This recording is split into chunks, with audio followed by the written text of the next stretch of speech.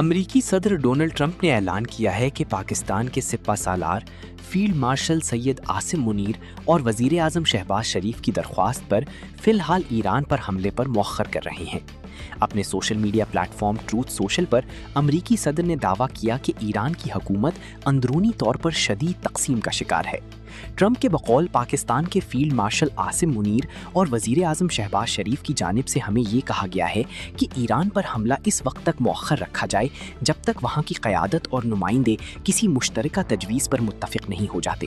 صدر ٹرمپ نے بتایا کہ اس کے بعد امریکی فوج کو حملے نہ کرنے کی ہدایت کی ہے، تاہم ایران کے خلاف بحری ناکہ بندی جاری رکھنے اور ہر ممکن صورتحال کے لیے تیار رہنے کے احکامات بھی دیے ہیں۔ امریکی صدر نے جنگ بندی میں بھی توسیع کا اعلان کرتے ہوئے کہا کہ یہ توسیع اس وقت تک برقرار رہے گی جب تک ایران کی جانب سے باضابطہ تجویز پیش نہیں کی جاتی اور مذاکرات کسی نتیجے تک نہیں پہنچ جاتے۔